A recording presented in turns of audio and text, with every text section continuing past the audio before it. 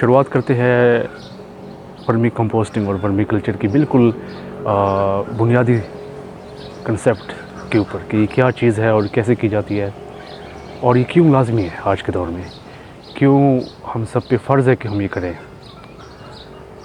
तो vermi composting, पहले आप देखिए कंपोस्ट क्या होता है। कंपोस्ट हम कहते हैं खाद को, फर्टिलाइज़र, जो कि अब फर्टिलाइज़र का कंसेप्ट तो हमारे पास ये है कि जो कि केमिकल खादें होती है वो, ठीक है। और उन केमिकल खादों ने हमारी ज़मीन को, स्पेशली पाकिस्तान की ज़मीन को, इस वादी सिंध की, जिसमें पूरा पाकिस्तान आता है, इसकी ज़मीन को तकरीबन बंजर कर दिया है। यूएन के स्टैटिस्टिक्स के मुताबिक पाकिस्तान की 70% ज़मीन जो है मट्टी, वो डिग्रेड हो चुकी है, मतलब मुर्दा हो चुकी है, और 30% अपना काम कर रही है। तो पहले तो ये बात क्लियर करते हैं कि मट्टी क्या होती है और खाक क्या होता है। हमारे उर्दू ज़बान में भी अगर आप देखें तो खाक और मट्टी, दो लफ्ज़, इनके मायने तकरीबन वैसे ही है जैसे एक ज़िंदा और मुर्दा इंसान के होते हैं। एक मुर्दा जिस्म और एक ज़िंदा इंसान दिखने में एक जैसे है, लेकिन एक में ज़िंदगी और एक में ज़िंदगी नहीं है। तो जिसमें ज़िंदगी होती है वो मट्टी होती है, और जिसमें ज़िंदगी नहीं होती वो खाक या गर्द होती है, ठीक है। तो जो हो रहा है यहाँ पे पाकिस्तान में, वो हम आहिस्ता आहिस्ता अपनी ज़िंदा मट्टी को मुर्दा कर रहे हैं। किस तरह? केमिकल खादों से और पेस्टिसाइड्स, ठीक है। वो जो हम अपनी मिट्टी को दे रहे हैं, तो वो आहिस्ता आहिस्ता उस मिट्टी को मुर्दा करिए।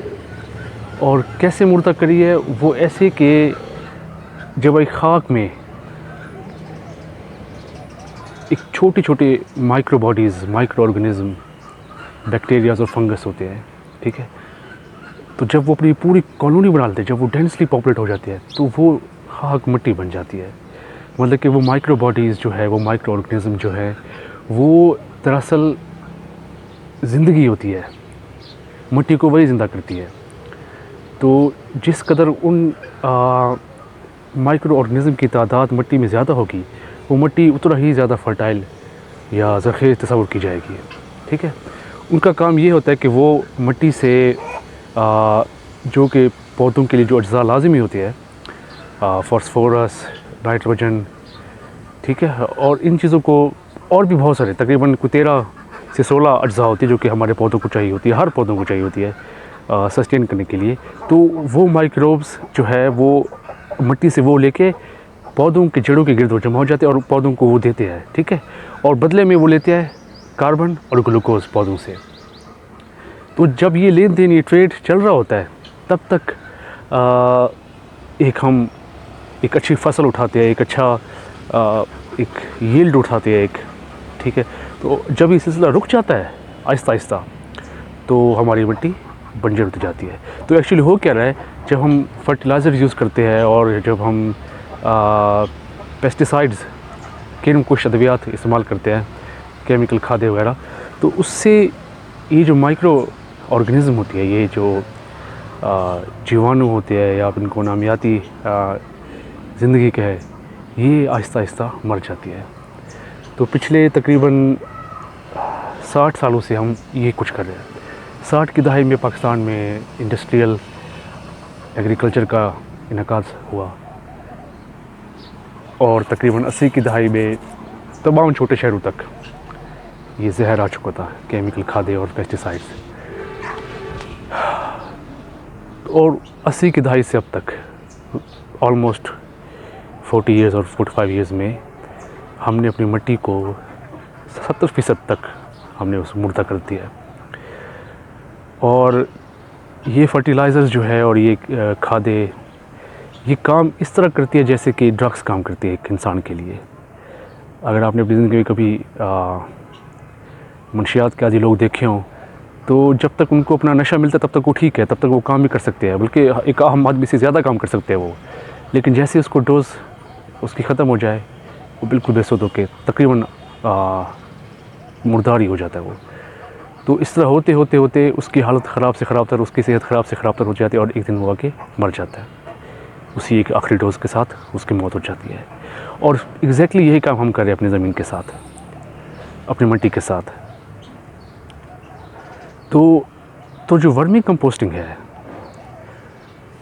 इसके ऊपर इस वक्त दुनिया के तमाम तमाम मुल्क, हत्ता कि अफ्रीकी ममालिक भी इसके ऊपर काम कर रहे हैं सरकारी सतह के ऊपर, कि ये जो हमने अपनी ज़मीन के साथ किया 50 और 60 की दहाई में होने वाली एक so called industrial agricultural revolution के बाद उसके असरात को ख़त्म करने के लिए, ताकि हमारी आने वाली नस्लें भी ज़िंदा रह सके, तो तकरीबन हर हुकूमत, हर मुल्क की हुकूमत इस पर काम करी है। हमारे साथ में हिंदुस्तान में तकरीबन 83 से हुकूमत जो है इंसार की उसके ऊपर काम करी है, और उनके पास इदारे हैं जो कि वर्मी कल्चर को, वर्मी कंपोस्टिंग को प्रमोट कर रही है हर सतह के ऊपर। तो पाकिस्तान में ये ट्रेंड कोई 2-3 साल पहले ही आया, चंद लोग ये काम कर रहे हैं, और ये चंद लोगों का काम नहीं है, और इसमें हम सबको इन्वॉल्व होना है। तो एक्चुअली वर्मी कंपोस्टिंग है क्या चीज़?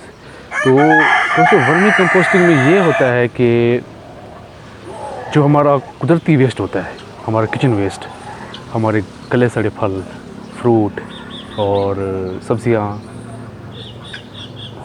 खुश्क पत्ते, हत्ता कि कागज़, गत्ते वगैरह, ये सब चीज़ें ऑर्गेनिक मैटर होती है, ठीक है। और ये हमारे शहर, हमारे गांव, ये हर रोज़ टनों के हिसाब से, हज़ारों टनों के हिसाब से ये पैदा करती है, और इनको हम कई हज़ार टन हम रोज़ाना के हिसाब से एक ऑर्गेनिक फर्टिलाइज़र पैदा करते हैं, जिसको हम वर्मी कंपोस्ट कहते हैं, जिसको ब्लैक गोल्ड कहते हैं।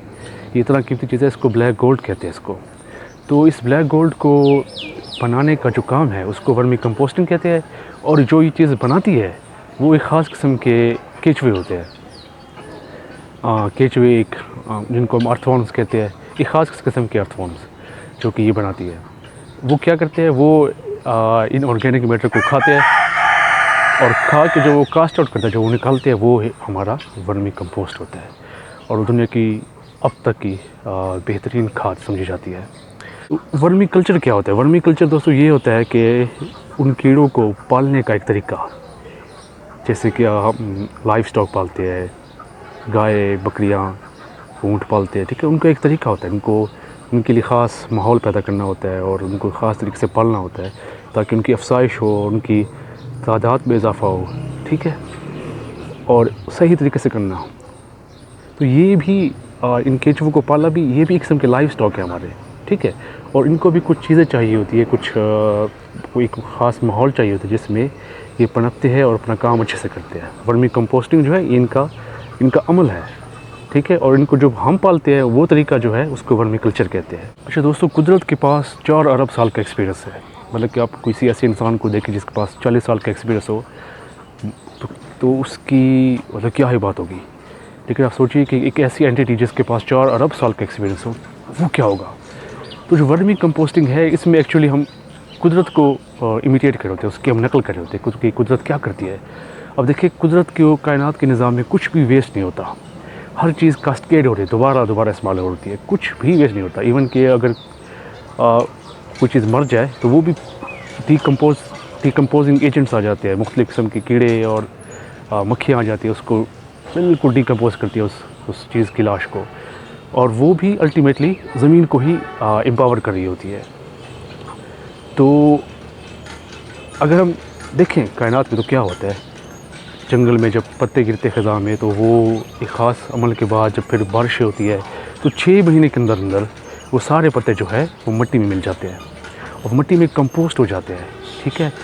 वो कंपोस्ट इसलिए होते हैं कि मिट्टी के अंदर वही जो ऑर्गेनिज़म होते हैं, माइक्रो ऑर्गेनिज़म, उनकी खुराक बन जाती है। फिर वो माइक्रो ऑर्गेनिज़म एक्टिव होके उस जंगल में जो दरख्त होते हैं, पौधे होते हैं, उनकी रूट्स में उनको हेल्प आउट करते हैं, उनको हार्मोन्स, ग्रोइंग हार्मोन्स पहुंचाते हैं, उनको वो अज्जा पहुंचाते हैं जो कि पौधों के लिए, दरख्तों के लिए लाजमी होती है, ठीक है। तो ये अमल, इसको जब हम कॉपी करते हैं तो हम इसको ऐसे इमिटेट कर सकते हैं कि हमारा जो भी वेस्ट हो रहा है, स्पेशली हमारा किचन वेस्ट, हमारे फूड वेस्ट, जो भी फूड है, गत्ते, पेपर वगैरह, कागज़, हम इन सब को दोबारा उसी तरीके से ही रीयूज़ करते हैं जैसे कि कुदरत करती है। इसलिए हम असिस्ट करते हैं अपने अर्थवॉर्म्स को, अपने केचुओं को, ठीक है। हम इसको उनकी ग़िज़ा बनाते हैं, फिर वो इसको निकाल के जो हमें देते हैं वर्मी कंपोस्ट, फिर वो हम अपनी फसलों को देते हैं, अपने किचन गार्डन को देते हैं, और जो उसके नतीजे में जो हमें फसल मिलती है, जो हमें फल सब्ज़ियाँ मिलती है, उस पर कोई जवाब नहीं होता। अगर आपने देखा होगा, आपने सुना होगा कि जो हमारी गुज़िश्ता नस्लें हैं, हमारे दादा परदादा की नस्लों के लोग थे, वो हमसे कहीं ज़्यादा सेहतमंद, बेशक लागर होते थे, कमज़ोर, जिस्मानी तौर पे शायद दिखते कमज़ोर थे, लेकिन अंदर से वो बहुत स्ट्रॉन्ग थे। उनकी इम्यूनिटी बहुत हाई थी, वो बहुत ज़ोरावर लोग थे। उसकी वजह ये थी कि उन्होंने जो खाया था, बेशक कम खाया था, लेकिन वो एक ऑर्गेनिक ग़िज़ा थी, ठीक है। और अगर हम कहें कि हम इस पूरी तारीख़ इंसानी की सबसे कमज़ोर नस्ल है, तो ये गलत नहीं होगा। उसकी वजह सिर्फ़ और सिर्फ ये है कि हम पिछले 40 सालों से हम सिर्फ़ केमिकल ज़्यादा चीज़ें खा रहे हैं, सिर्फ़ हम केमिकल ही खा रहे हैं, ठीक है। और जो खादें होती हैं, जैसे कि यूरिया और DAP, ये सिर्फ 3-4 अज्जा देती है पौधों को, जबकि पौधों को, हमारे खेतों को, हमारी फसल को 13 से 16 अज्जा चाहिए होती है, जो कि हमें नहीं मिलती, ठीक है। उसकी वजह ये है कि खादें जो हम डाल देते हैं, वो डायरेक्टली जाके अपना असर करती है, और वो जो माइक्रो ऑर्गेनिज़म थी, वो फिर उनकी जो ग़िज़ा होती है, कार्बन मैटर होता है जो, वो उनको नहीं मिल रहा होता। तो वो आहिस्ता आहिस्ता उनकी कॉलोनीज़ जो है, उनमें फाका कशी से मौत होती जा रही है। दोस्तों, क्या आपको पता है कि एक मुट्ठी, अगर हम एक सही सरखेज़ मिट्टी अपने हाथ में लें, तो हमारे हाथ में जो मिट्टी होगी, उसमें इतना माइक्रोब्स होंगे जितना कि हमारी दुनिया की इंसानी आबादी है उससे 2 गुना। मतलब कि इस टाइम अगर दुनिया की इंसानी आबादी 7 अरब है, 8 अरब है, तो हमारे इस हाथ में तकरीबन 16 अरब माइक्रोब्स होंगे, बैक्टीरियाज़ और फंगस होंगे, जो कि मिट्टी में रहती है। तो दोस्तों, ये ज़रूरी क्यों है? वर्मी कंपोस्टिंग ज़रूरी इसलिए है कि कम व बेश 5-6 साल के अंदर, चूँकि पाकिस्तान के सियाह सफ़ेद का मालिक तो IMF हो चुका है, और वो हर चीज़ के ऊपर सब्सिडी ख़त्म कर रहा है आहिस्ता आहिस्ता। तो हमारी पूरी फर्टिलाइज़र इंडस्ट्री जो है, खाद की इंडस्ट्री, वो सब्सिडाइज्ड नेचुरल गैस के ऊपर चलती है। एक तो हमने CNG फूँक के अपने सारी जो नेचुरल गैस है वो ख़त्म कर दी, तो बहुत कम रिज़र्व बचे हमारे पास। नए रिज़र्व जो है उनके ऊपर लगाने के लिए शायद फंडिंग नहीं है, ऊपर से IMF जो है वो हर बार एक सब्सिडी ख़त्म कर रहा है, ठीक है। तो ये ख़दशा ज़ाहिर किया जाता है कि कुछ सालों में जो खाद इंडस्ट्री जो है, फर्टिलाइज़र इंडस्ट्री, उसको जो सब्सिडाइज्ड गैस मिलती है उसके ऊपर भी कट ऑफ लगा दिया जाएगा। तो जिस दिन वो कट ऑफ लग गया, तो माहिरीन का ख़दशा है कि वो जो हमारी जो खादों की जो कीमत है, वो 8 गुना ज़्यादा बढ़ जाएगी, ठीक है। तो अगर आपने पिछले साल और इस साल गौर किया होगा कि लोगों को महंगी खाद भी नहीं मिल रही थी, उसकी वजह ये है कि इंडस्ट्री आहिस्ता आहिस्ता बंद हो रही है। तो कौन रिप्लेस करेगा इस चीज़ को? और वो जो ज़मीन जो कि हमने 70% मार दी अपनी, तो उससे जो ग़िज़ा हम हासिल कर पाएंगे, उससे हम कितना बड़ी आबादी को खिला पाएंगे, ठीक है। तो वर्मी कंपोस्टिंग इसलिए लाजमी है कि बहुत बड़े मसलों का कोई एक बहुत बड़ा हल नहीं होता, बड़े मसलों का छोटे छोटे हल होते हैं। तो अगर हम 1 लाख घर ऐसे बना लें जिसके अंदर सिर्फ हम वार्म बीन्स के अंदर, बाल्टी के अंदर वर्मी कंपोस्टिंग कर सके, तो आप यकीन कीजिए कि पूरे पाकिस्तान की तमाम किसानों का खाद का मसला हल हो सकता है 1 लाख घरों से, ठीक है। और वो वर्मी कंपोस्ट जो कि हमारे 1 लाख घर वाले बनाएंगे, तो जब वो उसको बेचेंगे, तो उनसे क्या होगा, उनको एक इकोनॉमिक एक्टिविटी स्टार्ट हो जाएगी, उनको एक बहुत बड़ा एक इकोनॉमिक में बेनिफिट होगा। ये एक फुल टाइम बिज़नेस है, ये एक पैसिव इनकम नहीं है, एक फुल टाइम बिज़नेस है एक। तो वर्मी कंपोस्टिंग इसलिए भी लाजमी है, और इस वक्त में फ़र्ज़ है हम सब के ऊपर। दोस्तों, तो ये था वर्मी कंपोस्टिंग का बेसिक इंट्रोडक्शन। और अगर आप इस कोर्स में एनरोल नहीं है तो एनरोल हो जाए। ये जो नीचे लिंक दिया हुआ है, मैंने इस लिंक के ऊपर जाके आप इस कोर्स में एनरोल हो, ताकि वहाँ पे आप अपने क्वेश्चन भी पूरे कर सके, और आपके सारे वीडियोस जो है वो एक ही जगह के ऊपर हो, ताकि आपको बार बार कहीं स्क्रॉल ना करना पड़े। और ये फ्री ऑफ कॉस्ट है, और ये हमेशा फ्री ऑफ कॉस्ट ही रहेगी।